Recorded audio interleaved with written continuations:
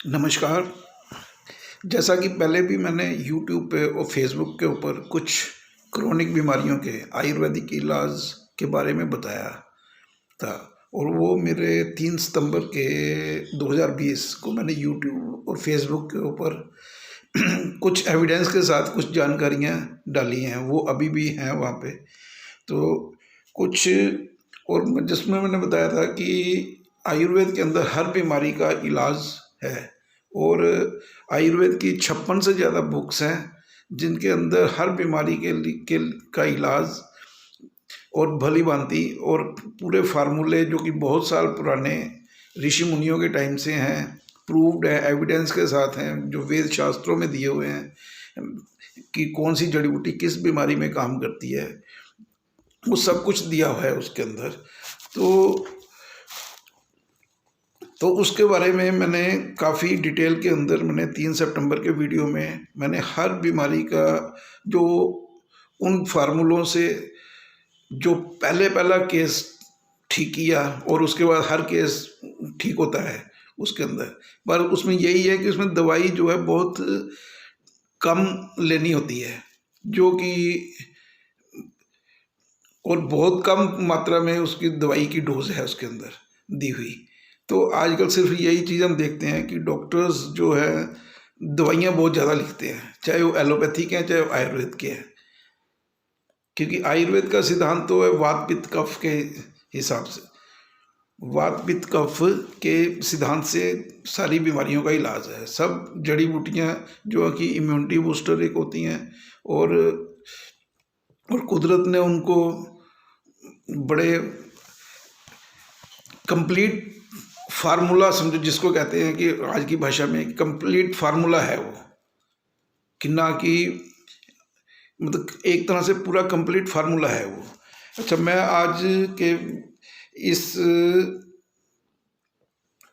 मैं आपसे कुछ सिर्फ एक किडनी पेशेंट्स के बारे में जो एक्सपीरियंस जो हमने सक्सेस मिली हमें, वो मैं आपका साथ शेयर करने वाला हूँ। और आप इसको थोड़ा ध्यान से सुनेंगे तो जितने भी हमारे फेसबुक फ्रेंड्स हैं, यूट्यूब के हैं या व्हाट्सएप के ऊपर, और प्लीज़ अगर उनको उनके आसपास कोई किडनी पेशेंट है कुछ है तो उसको भी ज़रूर दिखाएं, इसको उसको भी शेयर करें ताकि किसी का भला हो जाए। क्योंकि हमने जो मैं एक्सपीरियंस अपना शेयर करने वाला हूँ उसमें यह है कि 5 से 7 क्रिएटिनिन तक जो लोग हैं वो सारे ही अभी स्टेबल हैं। जो 5 तक पहुँचते पहुँचते कोई 2 साल में पहुँच जाता है, कोई 3 साल में पहुँच जाता है, कोई 6 महीने में पहुँच जाता है 5 तक। और उसके बाद एकदम से जो हमने देखा है कि एकदम से उसका डायलिसिस शुरू हो जाता है। तो डायलिसिस तो आपको पता ही है कि कितनी दर्दनाक और कितनी वो। तो डायलिसिस से और जितने भी लोगों को हमने 5 या 7 वालों को दिया है जो भी मेडिसिन, तो वो लोग स्टेबल हैं। तो उसके अंदर वो उनको टाइम एक मिल रहा है, एक उसके साथ पेशेंट को भी टाइम मिल रहा है, उसका जो डॉक्टर नेफ्रोलॉजिस्ट है जो उसको भी टाइम मिल रहा है कि वो अब उसके ऊपर अगर चाहे तो उसके ऊपर स्टडी कर सकता है कि क्या हम आयुर्वेद में हम क्या देते हैं। आपका तो जिसकी भी किडनी खराब होती है और उसका ब्लड प्रेशर या शुगर के कारण ही खराब होती है, क्योंकि ब्लड प्रेशर तो बहुत कम तो ऐसा होता है कि लोगों को पता नहीं लगता कि बहुत ज़्यादा ब्लड प्रेशर होता है और उनकी किडनी खराब हो गई, या बहुत ज़्यादा शुगर काफ़ी टाइम से थी और उसको नहीं पता चला और उसकी किडनी खराब हो गई। ऐसा बहुत कम होता है। मतलब जैसे भी किसी को शुगर बढ़ती है या किसी को ब्लड प्रेशर होता है तो वो कहीं कभी ना कभी साल 2 साल में या उसी टाइम पे डॉक्टर के पास पहुंच जाता है। वो डॉक्टर उसका ट्रीटमेंट शुरू कर देता है, उसे ब्लड प्रेशर या शुगर की दवाई शुरू कर देता है। अब ब्लड प्रेशर की शुगर की दवाई खाते खाते ही उसका जो है किडनी फेलियर में जाता है। तो मतलब जब वो किडनी फेलियर में जाता है तो उसमें भी दवाइयाँ जो भी वो सिम्टोमेटिक ट्रीटमेंट देते हैं, जो भी सेंट्रल लाइन में डालते हैं कि कभी किसी कि किस वजह से है कि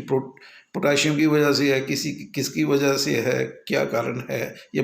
हाई बीपी के कारण है, शुगर के कारण है, जो भी कारण रहा उसका, वो तो अगर उसका 1.5 आता है तो 1.5 से अगर किसी का रिवर्स हो जाता है या 2 पे पता लगा उसका रिवर्स हो गया तो ठीक है, पर तकरीबन देखा कि जिनका नहीं होता उनका बढ़ता जाता है, और चाहे धीरे धीरे हो 3 तक गया, 3 के बाद 5, 5 के बाद ये सीधे रिकमेंड करते हैं डायलिसिस के लिए तैयारी हो जाओ जी, पहले ही 3 पे बंदे को माइंड मेकअप हो कर देते हैं कि 5 पे। तो अब जो मैं बता रहा हूँ कि हमने 5 पे भी 3 पे भी दिया, 3 वाले तो रिवर्स हो जाते हैं, हो गए कि वो आप स्टडी कर सकते हो, नेफ्रोलॉजिस्ट स्टडी कर सकता है कि रिवर्स हुआ तो कैसे, क्यों, कैसे हुआ। जो 5 वाले हैं वो भी उनका कम होके 3 पे आ गया, और 3 पे आने के बाद आज 5-5 साल हो गए उन लोगों को कि वो लोग स्टेबल हैं। तो अगर 5 साल उसका डायलिसिस नहीं हो रहा, 5 साल तक उसका यूरिया जो है, जो जब क्रिएटिनिन 5 था तो यूरिया उसका 110 था, तो उसका 5 साल के अंदर, अच्छा यूरिया जो है उसका किसी का तो 6 महीने में कम हो गया, 70 तक आ गया, किसी का जो 5 साल से जो स्टेबल है उनका, किसी का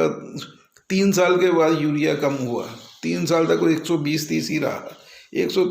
3 साल के बाद वो 70 आया। तो 120-30 यूरिया अगर उसका 3 साल रहा तो 3 साल में उसको भी, उस 3 साल के बाद उसका 70 पे आया, कम हुआ, 70 तक आया उसका, और क्रिएटिनिन उसका 3 पे है, तो उसको मतलब 5 साल आपको मिल गए, 5 साल तो अभी तक स्टेबल है, और आगे कितना रहता है स्टेबल आगे वो आगे आप पता चलेगा, ठीक है। तो इसलिए तो इसके ऊपर एक तो ये नेफ्रोलॉजिस्ट या जो कोई सुन रहा हो वो भी, कोई ईगो रखने वाली बात नहीं है इसके अंदर। अगर पेशेंट को फ़र्क पड़, रिलीफ मिल रहा है, बिना डायलिसिस उसका बच रहा है तो इसमें ईगो वाली क्या बात है भी। उसको मतलब जो एक आयुर्वेदिक में जो दवाई दी हुई है, ऑथेंटिक फार्मूला दिया हुआ है, उसको देने में आपको क्या दिक्कत है अभी है। आपको अगर हम बताते हैं तो आप उसको रिकमेंड कर सकते हैं ना भी, ये आप ले लो, इसको एज ए हेल्थ सप्लीमेंट ले लो, जैसे भी। अगर आपको ऐसे तो नहीं, जो एलोपैथी के डॉक्टर्स होते हैं वो हमारी क्रीम होती हैं, जो हमारे अब नीट के पेपर होते हैं, तो नीट के पेपर में जो टॉप जो हमारी क्रीम होती है, जो हमारे बच्चे जो क्रीम होती है, जो टॉप इंटेलिजेंट लोग होते हैं वो MBBS में जाते हैं। उसके बाद जो सेकंड लिस्ट जो आती है वो BDS, और थर्ड, फिर उसके बाद सेकंड में कोई BDS में जाता है, कोई BMS में जाता है। तो मतलब तो जो सेकंड वाला जो BMS में आया, फर्स्ट वाला MBBS में गया, तो MBBS वाले का तो दिमाग ज़्यादा होता है ना, तो उनको ये चीज़ तो बड़ी आसानी से समझ आ जानी चाहिए कि ये दवाई खाने से आप, कि अगर भी कौन सी चीज़ खाने से ये फ़र्क पड़ रहा है, तो उसको समझ जल्दी आ जानी चाहिए, कि ना कि उसका विरोध करे वो, ठीक है। तो मैं इसमें अब इस बात पे अब ये आपको बताता हूँ कि जैसे हमने 2-3 केस तो हमारे पहले, मैं 20 साल से इस लाइन में हूँ, पिछले 35 साल से मैं मेडिसिन मैन्युफैक्चरिंग में हूँ, और 22 साल से पूरा एक्सक्लूसिवली जो है कि आयुर्वेदिक मेडिसिन मैन्युफैक्चरिंग में हूँ। और उसमें भी जो हमें ये सक्सेस मिली, जब एक पेशेंट पहला कोई भी मिला, हमने किडनी पे किया, हमने अस्थमा पे किया, हमने सोराइसिस पे दिया, आर्थराइटिस में दिया, तो मतलब जब हमें स्ट्रेस में, तो जब इसमें हमने देखा कि इसमें तो एकदम मतलब आदमी की जड़ से बीमारी निकल जाती है, और बंदे को बार बार बीमार नहीं होता, बार बार दवाइयाँ नहीं खानी पड़ती उसको, बस बाद में उसको अपनी इम्यूनिटी ही मेंटेन करनी होती है, और कुछ नहीं करना होता है इसमें, तो और बीमार नहीं होता आदमी। जैसे कि मैं हूँ, तो मेरे कितने साल हो गए, हमें तो कोई बुखार नहीं होता अब, क्योंकि इम्यूनिटी, ये जो चीज़ें लेते हैं इम्यूनिटी बढ़ाती है, इम्यूनिटी से। तो पिछले 20-22 साल से तो जो हमने देखा, तो हम उस रिसर्च पे ही रहे कि हम डॉक्टर्स को जाकर बताते हैं भी इससे ये चीज़ ठीक होती है, तो कुछ डॉक्टर देते हैं, कुछ नहीं देते हैं, कुछ देते हैं, कुछ नहीं देते हैं। तो जो देते हैं जो, तो वो बहुत कम लोग हैं। तो अब ये टाइम आ गया, अब हम भी रिसर्च कर रहे थे कि पूरी एग्जैक्ट कोई चीज़ सामने आ जाए। तो इसके अंदर हमने जितने भी लोगों को दिया है तो अपने आसपास, तो सारे लोग स्टेबल हैं। जो 3 वाले हैं वो तो रिवर्स हो गए 2.5-3 तक, जो 2-3 महीने में पता लग गया जिसका, जो 5 तक पहुंच चुके हैं वो भी 5 वाले भी 3 तक आ गए, और 3 पे वो 5-5 साल से स्टेबल हैं। और अभी लेटेस्ट इस कोरोना के टाइम के अंदर तो हॉस्पिटल सारे बंद थे, तो जो लोग, बहुत सारे लोग परेशान हुए, बहुत सारे लोगों की तो को ट्रीटमेंट नहीं मिला, उनकी डेथ हो गई, कैजुअलिटी। तो कुछ लोग जो हमारे 3-4 लोग जो थे हमारे भी कांटेक्ट में आए, तो अब वो अगर उस टाइम हॉस्पिटल खुले होते तो वो भी शायद हॉस्पिटल पहुंच जाते। जब हॉस्पिटल नहीं थे तो इधर उधर सारे घूमते, तो वो उस टाइम पे उनको मेडिसिन दी गई। तो देने के बाद उनका ऐसे ही हुआ कि उनको 15 दिन के अंदर ही उनका जो है क्रिएटिनिन लेवल जो है जो 4.5 से 2.9 आ गया, और अब वो उसके बाद स्टेबल हो गया। और 2 लोग थे जो कि जिनका 7 पे पहुंचा हुआ था, तो 7 पे उनका उस वहीं पे स्टेबल हो गया। उनका यूरिन की प्रॉब्लम जो थी, जो स्वेलिंग थी, वो ख़त्म हो गई 15 दिन के अंदर। यूरिन की प्रॉब्लम ठीक हो गई, और जो पोटाशियम वगैरह बढ़ा था वो नॉर्मल में आ गया। यूरिक एसिड उनका कम हो गया। तो मतलब ये जो जितने टेस्ट हैं ये तो सारे नॉर्मल आ गए उनके। अब उनके यूरिया भी कम होने लग गया, जैसे 110 था तो 70 पे आ गया। क्रिएटिनिन है, क्रिएटिनिन जो 7 वाला है उनका बड़ा स्लोली, मतलब वहाँ पे स्टैंड कर गया, उनका थोड़ा सा कम हुआ, थोड़ा सा कम। अब कितनी देर बाद कम होता है, पर ये है कि अब उनको जैसे 7-8 महीने हो गए उनको, तो 8 में उस टाइम तो बता दिया कि डायलिसिस करना है। 5 के बाद ही डायलिसिस, तो उनको प्रॉब्लम सारी शुरू हो गई थी, यूरिन में झाग आना, ये वो सारी प्रॉब्लम्स, वो सारी चीज़ें उसकी ठीक हो गई, सारी चीज़ें नॉर्मल चल रही हैं उन लोगों की। तो वो जो ब्लड प्रेशर वाला ब्लड प्रेशर की दवाई लेता वो भी कम हो जाती है, होगी उसकी, क्योंकि उसको ब्लड प्रेशर, शुगर वाला शुगर की भी दवाई कम होगी, क्योंकि ये जो हर्ब्स हैं ये मल्टीपल इनका एक्शन होता है, ये वात पित्त कफ तीनों को बैलेंस करती हैं। तो वात, सारी बीमारियां आयुर्वेद में वात पित्त कफ के इम्बैलेंस से होती हैं, तो ये सारी वात पित्त कफ को जो बैलेंस करती हैं, तो ये सारी बहुत सारी चीज़ें जो है आपकी दवाइयाँ, जो सिम्टोमेटिक ट्रीटमेंट चलता है कि हर सेंट्रल लाइन पे डाल दिया जाता है कि पोटाशियम बढ़ गया तो पोटाशियम की दवाई दे दी, यूरिक एसिड बढ़ गया तो यूरिक एसिड की दवाई दे दो, क्रिएटिनिन है क्रिएटिनिन की दवाई दे दी। तो मतलब ये एक जो मैंने एक्सपीरियंस किया कि ये एक कंप्लीट पैथी तो है नहीं है, वो तो आप भी जानते हो सारे, कि आपके ट्रीटमेंट करते करते ही बंदे का ब्लड प्रेशर बढ़ता है, ट्रीटमेंट करते करते ही उसकी शुगर की दवाई बढ़ती है, और उसके ट्रीटमेंट के अंदर ही उसका किडनी ख़राब होती है। और किडनी भी जब ख़राब होती है तो सीधे पहले दिन 10 या 15 नहीं क्रिएटिनिन होता है, पहले उसका 1 होता है, फिर उसी का आप इलाज करते हो, तो इलाज करते करते वो बढ़ता है। और तो वो इसी में जब हम टाइम से 5 तक भी दे देते हैं तो उसका डायलिसिस नहीं होता। ये एक बहुत बड़ी बात है जो आपको किसी ने नहीं की। मैंने इसको 35 साल से मैंने इसको बड़े क्लोजली हर चीज़ को किया है, तो उसके अंदर हर बीमारी का ऐसे ही इलाज है परमानेंट। सोराइसिस का है तो आपके टांडा मेडिकल कॉलेज में ही मेरे फादर का इलाज चला 20 साल। तो 20 साल के बाद लास्ट में टांडा में चला ट्रीटमेंट, तो वहाँ पे तो सारे लोग जानते हैं, सारे हेड ऑफ द डिपार्टमेंट सारे लोग जाते, सब ने ट्रीटमेंट किया। तो वहाँ पे तो उनका लीवर ये सब कुछ खराब हो गया, भूख बंद हो गई, सारा किडनी ने काम करना बंद कर दिया था। तो उनको भी जब हमने ये दवाई दी तो वो भी, उनका किडनी भी ठीक हुआ, लीवर भी ठीक हुआ, और उनके बाद उनका सोराइसिस भी ठीक हो गया। क्योंकि ये सारे पित्तजन्य रोग हैं, ये पित्तजन्य आयुर्वेद के मुताबिक ये पित्तजन्य रोग हैं। तो जो हम पित्त की दवाई देते हैं तो ये एक चीज़ नहीं ठीक करता, ये किडनी नहीं ठीक करता, या सोराइसिस ही नहीं ठीक करता, सब कुछ ठीक करता है, पाइल्स भी ठीक करता है, ये अल्सर भी ठीक करता है, हर चीज़ ठीक करता है ये। तो इसके अंदर तो मैंने जब बताया कि अच्छा हमारी फैमिली को हुआ, अच्छा, हमारे पास तो कोई केस आता नहीं है, ना कोई आता है, सारे हॉस्पिटल जाते हैं, फिर उसको छुपा के लगते हैं लोग, जिससे कि लोग जब लास्ट स्टेज पे पहुंच जाते हैं, 5 पे पहुंच जाते हैं, डायलिसिस शुरू हो जाता है, तो उसके बाद कुछ भी नहीं होता, मतलब किसी को पता ही नहीं है अभी क्या करना है क्या नहीं, डायलिसिस कराओ जी, डायलिसिस करवाओ कुछ। तो हम इस लाइन में थे, मैन्युफैक्चरिंग में थे, इसमें रिसर्च में थे, तो हमारे 2 केस तो हमारी फैमिली में हुए, तो दोनों के साथ जो ट्रीटमेंट हुआ, जो लोगों के साथ होता है वही उनके साथ हुआ, उनकी डेथ हो गई दोनों की, दोनों केसेस में। और अब हम देखते हैं कि वो तो बड़े आसानी से, मतलब उनको बीमारी कुछ नहीं, वो तो ठीक हो सकते थे बड़े आसानी से,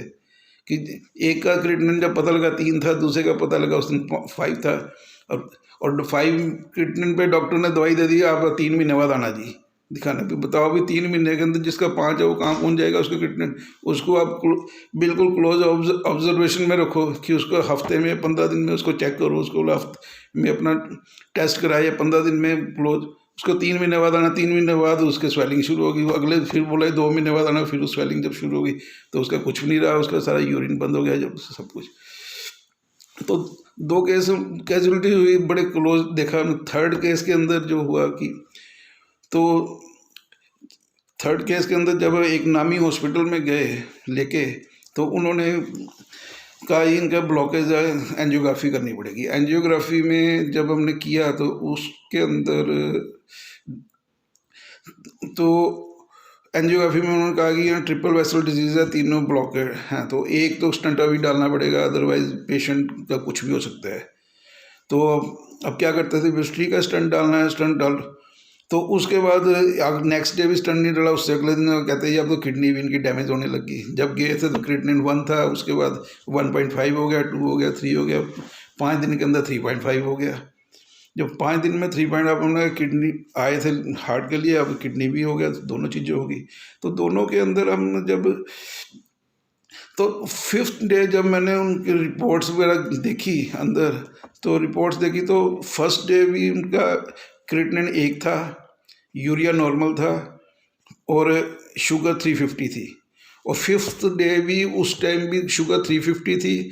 और इन्होंने कोई भी शुगर की दवाई नहीं दी इनको 5 दिन तक। और मीठा उस टाइम खिला रहे थे, 5 दिन से मीठी डाइट, मेरे सामने कस्टर्ड दे रहे थे। जब मैंने रिपोर्ट देखी, मैंने डॉक्टर जो ड्यूटी पे सामने, मैंने कहा भाई साहब आप कर क्या रहे हो आप, हम भी इस लाइन में हैं, थोड़ा सा जानते हैं, ये क्या कर रहे हो आप।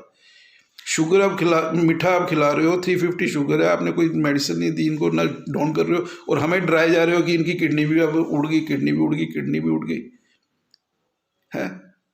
तो मैंने कहा मैं तो अब भी, हमारा तो आपने कहा ट्रिपल वैसे तीनों ब्लॉक है, इधर किडनी भी गई अब, और किडनी तो इतनी स्पीड से जा रही है कि कभी लोगों का 3.5 पहुंचने में 3 साल लग जाते हैं, तुम्हारे 3 दिन के अंदर तुमने 3.5 पहुंचा दिया, क्रिएटिनिन इतनी स्पीड से जा रही है। तो मैंने कहा भाई अब तो हमारे पास तो कुछ चारा नहीं रह गया। मैंने कहा मैं तो अब फेसबुक पे, व्हाट्सएप पे डाल रहा हूँ ये सारी चीज़ें, तुम्हारे हॉस्पिटल की करतूत सारी। और उसके बाद मैं निकल के बाहर आया, आधे घंटे में इनका फ़ोन आ गया, हमने तो डायलिसिस, हमने तो उनका अल्ट्रासाउंड किया, किडनी का साइज ठीक है, हम आप इनको डिस्चार्ज कर रहे हैं, आप 15 दिन के बाद आना। मैंने कहा 15 पहले आप इसको स्टेबल करो, पर स्टेबल कहाँ से करना उन्होंने, उनको तो अब समझ उनको भी कुछ नहीं आ रही थी, उन्होंने तो बस ये कि अपनी बला उतारनी थी। उन्होंने तो, हम बोलते रहे उनको स्टेबल करो, उन्होंने उतार के गाड़ी में बिठा दिया, एम्बुलेंस में बिठा दिया, बोला जाओ घर जाओ, एम्बुलेंस में उठा दिया अपने, 15 दिन के बाद आना है। तो अब इस बात को हो गए आज 5 साल। तो उसके बाद जब हम घर पहुंचे तो पेशेंट की हालत पता लगा कि वो तो हिल नहीं सकते, मतलब उनको ऐसा क्या दवाइयाँ दी, क्या दिया उन्होंने कि वो हिल नहीं सकता बंदा। तो हमने उनको फिर, हिल नहीं सकते तो कुछ नहीं, तो हमने फिर उस टाइम पे मैंने कहा अभी ये जो आयुर्वेद का अपना ये है, जो इसको तब तक देते हैं जब तक कुछ हिलजुल शुरू है कुछ, तभी तो कहीं कुछ करेंगे। तो उसको देना शुरू किया, तो 2 दिन 3 दिन के बाद उसमें मूवमेंट शुरू होगी, 30 से चौथे दिन वो मतलब लगभग 40-50% तक मूवमेंट आ गई, चलने फिरने लगे, खाने पीने लगे, सारा नॉर्मल से एकदम से हो गए। तो फिर हमने 15 दिन के बाद उनका क्रिएटिनिन चेक कराया, 15 दिन तक राम भरोसे छोड़ दिया। और उसके बाद हमने कहा कि अब 15 दिन बाद जब टेस्ट कराया तो सोच रहे थे कि अब जिस स्पीड से जा रहा था ये तो क्रिएटिनिन 15 पहुँचेगा, कितना पहुँच गया होगा इस टाइम पे, अब क्या करें। तो 15 दिन बाद जब टेस्ट करवाया तो उनका क्रिएटिनिन निकला 3.2। तो क्योंकि जैसे उनकी सेहत दिखाई दे रही थी फिट, उसी तरह से, तो वो दिन और आज का दिन उनका क्रिएटिनिन वही है 3.23, कभी 2.5 पे रहता है। यही देते हैं आयुर्वेदिक मेडिसिन, ठीक। उसके अंदर पुनर्वा है और कॉम्बिनेशन है जो भी आयुर्वेद में दिया हुआ है वो। तो और उसके क्योंकि वो जो वात पित्त कफ के सिद्धांत तो तीनों को बैलेंस करता है वो फार्मूला, सारे तकरीबन फार्मूले इनके ऐसे ही होते हैं आयुर्वेद के अंदर, बहुत बैलेंस्ड फार्मूले होते हैं। बस सिर्फ ये होता है कि उसको बनाना तरीके से होता है, बनाने में मेहनत लगती है, टाइम लगता है, जो कि जब आदमी प्रोडक्शन के चक्कर में पड़ता है तो वो नहीं बना सकता। इसलिए किसी भी बड़ी बड़ी कंपनियों की आज तक कोई भी दवाई को मैं कि जिसने किसी का क्रिएटिनिन कंट्रोल किया हो या 5-5 साल से जिसने कंट्रोल करके रखा होता हो किसी की दवाई से होता है तो वो बताए, मैं तो बता रहा हूँ, और लोगों को भी बताए और सरकार को भी बताए, और सरकार ये नेफ्रोलॉजिस्ट है ये भी उसको अडॉप्ट करे। बीच में ईगो वाली क्या बात है, लोगों को लोग मर ही रहे हैं ना, लोग जिसका डायलिसिस होता है उसका 50,000 रुपये महीने का खर्चा है, कहाँ से बंदा लाता है? कोई इधर से मांगता है उधार, उधर से मांगता है, उसके बाद वो जब तक उसके पैसे ख़त्म नहीं होते या उसके शरीर का दम नहीं ख़त्म होता वो तब तक वो चक्कर काटते रहते हैं बैठ के। तो अब वो 5 साल से ना तो उनका स्टंट डला, टेस्ट कराया, उनका सारा कोलेस्ट्रॉल भी ठीक है, ट्राइग्लिसराइड भी ठीक है, सब कुछ ठीक है। जो कह रहे थे अभी स्टंट डलना है वो बिना उसके कुछ नहीं होगा, ट्रिपल वैसल डिसीज़ है। और उस सीडी को हमने पीजीआई चंडीगढ़ में भी दिखाया, हेड ऑफ द डिपार्टमेंट को, क्योंकि उनके पास तो उनको भी दिखाया। नड्डा जी की सिफारिश से हम पहुँचे थे उनके पास, तो उन्होंने खुद चेक की थी 5 साल पहले जो भी, तो उन्होंने भी यही कहा था कि ट्रिपल वैसल डिसीज तीनों ब्लॉक हैं तो एक स्टंट तो में डालना पड़ेगा। तो आज ये बताओ कि ना तो उनको स्टंट डाला ना उनका डायलिसिस हुआ। फिर उसके बाद हमने जिसको भी जो भी हमारे कांटेक्ट में आया जो भी वो था, तो जो परेशान जो भी थे जो कांटेक्ट में आए, तो भी जब वो 2-2:30 तक तो बताते नहीं है, तब तक तो एलोपैथी डॉक्टर के पास ही घूमते जाते हैं 3 तक। जब वो 3 के बाद 4, 4:30, 5 पहुँचने लग जाता है, डॉक्टर कहता है अभी अब डायलिसिस करना है, तो उस टाइम पे फिर वो लोग आते हैं कि अब डायलिसिस तो होना ही है। इस टाइम पे जो आयुर्वेदिक मिल जाए, कोई बाबा मिल जाए, कोई मंदिर, गुरुद्वारा, मस्जिद, सारी जगह उस बंदे चक्कर काटते हैं उस टाइम पे कि कहीं से हमारा डायलिसिस से छुटकारा हो जाए, हैं। पर डायलिसिस तो जब होना ही होता है फिर, तो उस स्टेज के अंदर जो भी जितने भी लोग आए हैं, मेरे पास 3 वाले आए वो रिवर्स हो गए, जो 5 वाले आए वो 3 पे हैं, स्टेबल हैं 5-5 साल से। और इस कोरोना के अंदर उसके बाद अब इस कोरोना काल के अंदर भी 3 लोग जो थे जो जिनका 2-2.5 था वो 5, 6, 7 तक पहुंच गया उनका भी। कहीं डायलिसिस नहीं हो रहा था, नहीं तो उनका डायलिसिस शुरू हो जाता, तो शायद उनके लिए ये अब कोरोना फ़ायदेमंद रह गया कि उनका डायलिसिस नहीं हो रहा था, तो वो इधर उधर घूमते रहे। तो वो कहीं से उनको पता चला, उन्होंने मेरे से कांटेक्ट किया, हमने उनको अपने डॉक्टर साहब से बात कराई और उनसे सारा डिटेल ली सारी, और उनको मैंने दवाई हमने दे दी। और वो सारे लोग 7 वाले भी अब 8-8 महीने से स्टेबल हैं। उनका थोड़ा थोड़ा कम भी हो, क्रिएटिनिन भी कम हो गया, पर जो उनका पोटाशियम ये वो सारा यूरिक एसिड हर चीज़ वो कंट्रोल में आ गई। यूरिन में जो झाग आती है वो बंद हो गई, उनका यूरिन ठीक से पास हो रहा है। मतलब अब ये जो उनको टाइम मिल रहा है, मेरा ये कहने का मतलब है कि इस टाइम के अंदर अब जो अपने आप को मास्टर समझते हैं, जो नेफ्रोलॉजिस्ट हैं, वो इसके अंदर और स्टडी करें कि कैसे अब जो क्रिएटिनिन जो अभी स्टेबल है वो कैसे कम हो सकता है। ठीक है, तो इतना ही मैं अभी बताऊंगा। और अब इसलिए ये जो भी लोग मेरे फेसबुक फ्रेंड और ये जितने भी यूट्यूब पे मैं डालूंगा इसको तो जितने भी कोई उनके आसपास हो, कुछ भी हो, जो डॉक्टर हो या कोई पेशेंट हो, जो भी हो, उनको भी आप इसको शेयर करें, उनको बताएं कि ठीक है, अगर जरूरी 5 तक तो जाके डायलिसिस होना है उसमें तो ट्राई कर ही सकते हैं, नहीं तो आप जब 2-2.5 होता है तो उसी टाइम पे उसको लेना शुरू करें, ताकि वो आपको फिर 2.5 नहीं उसका 1 पे ही आके टिक जाए, नॉर्मल हो जाता है उसको। क्योंकि हमारे कुछ पेशेंट जो थे जो शुरू में आए हैं वो 15 दिन में उसका नॉर्मल हो गया उनका, 15 दिन के अंदर जैसे 2.8 था तो 15 दिन के बाद उनका 1.8 हो गया, फिर अगले 15 दिन के बाद उनका 1.2 हो गया, मतलब नॉर्मल में आ गए वो लोग। अब 3-4 साल से नॉर्मल चल रहे थे। अच्छा, इसमें एक चीज़ और है कि जब ये मेडिसिन जब जब भी हमने जितने भी ये 10-12 लोग जो भी जिन्होंने यूज़ किया है, जब जब उन्होंने इसको बंद किया है या कम किया है, जब बंद कर दिया या किस ठीक है कि बहुत दिन हो गया अब ठीक है तो छोड़ दो अब या कम कर दो इसको, तो क्योंकि उसके साथ वो ब्लड प्रेशर या ब्लड प्रेशर की दवाई खा रहा है, या शुगर वाला या शुगर की दवाई खा रहा है, या कुछ 2-4 दवाइयाँ और खा रहा होता है वो, कुछ अंग्रेजी, तो उनके साइड इफ़ेक्ट होते हैं। तो उससे क्या होता है कि वो फिर उनका क्रिएटिनिन बढ़ना शुरू हो जाता है, तो फिर वो उसी टाइम पे फिर ये इसको शुरू करते हैं, ये एक काढ़ा है, इसको शुरू करते हैं, तो फिर उनका नॉर्मल आ जाता है। तो मतलब ये भी एक है कि ये ऐसा नहीं है कि कुछ दिन खा के मतलब इसको इसको जब जब छोड़ते हैं तो तब तक ये एलोपैथी दवाई फिर अपना मतलब विकराल रूप दिखा देती है। तो मतलब लोग इसी से ही स्टेबल हैं अभी तक कि जो है। अब आगे क्या आता है, कितना 7 वाले का कितना नीचे आता है, कब तक वो स्टेबल रहता है, या हमेशा के लिए स्टेबल हो जाता है, या हमेशा के लिए कम होता है, कैसे है,